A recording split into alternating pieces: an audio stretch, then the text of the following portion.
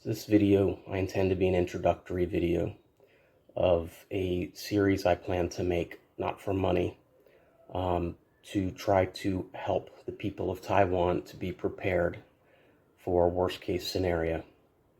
So I recently moved to Taiwan because my analysis, past professional analysis, is that attack is likely to come soon. So I've decided that I should be here on the front line when it starts, so that my background and experience can be at the place it's going to be most needed in the world. So the first thing that people in Taiwan need to do is to be prepared for humanitarian aid to take a long time to arrive, right? If a war is going on and bombs are falling from the sky, U.S. aid cannot deliver food. So I recommend having 90 days of food and water in storage for each member of your family. If you can't do 90 days, do at least 30 days. And there's a few reasons for 90 days is you might, let's say for example, it takes only 30 days for aid to arrive.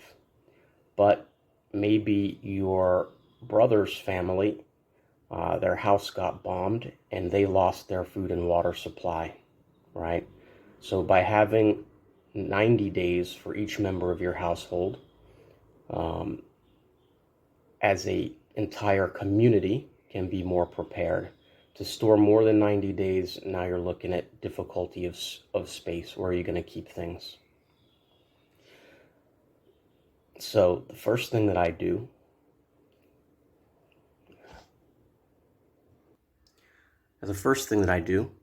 is every day I buy 2 of these bottles of water. One of them is going to go into storage, all right? Because you don't want to go out in one day and buy 90 days of food and, cause a bunch of chaos. But just slowly, every day, prepare yourself more and more, right? So every day I end up with 1 more bottle of water, and I'm going to do this until I end up with a total, I'm sorry, did I say 1? I buy 2 of these bottles of water.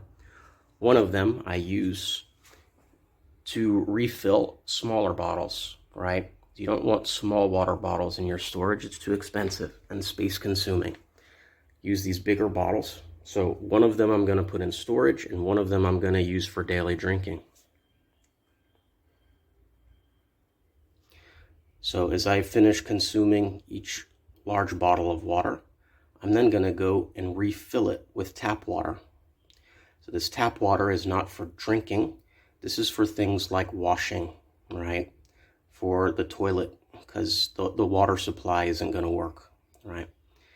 So every day I end up with 1 bottle of storage drinking water and 1 bottle of non-drinking water. However, in my personal case, I drink too much, right? Common veteran problem. So I also use my wine bottles. So I end up not with just 1 bottle of non-potable water every day. I end up with 2 bottles of non-potable water every day. And this recommendation, right, it doesn't have to be for a war. It could be, a bad earthquake here. I haven't been here long enough to evaluate all of the natural disaster threats that are likely. I've done disaster planning for the Army before. But I just arrived, right? I haven't had time to learn everything. But for the case of my main intent is for Taiwan, right? But really this recommendation should go to everybody in Asia at the current time, right? The current risk is highly elevated. The U.S. has assigned 1 carrier fleet to remain in the area, and there's been inference that another carrier fleet is going to meet it. So use that, like in the U.S. when winter is coming, we see all the birds fly south, right? When you start seeing carrier strike groups forming in defensive manners, if each person or family in Taiwan were to do this, not even each, let's say half, you would be 500% more prepared than you are today. All right, I'm gonna go through other steps and recommendations along the way. Hopefully war doesn't happen, but I see the birds flying south.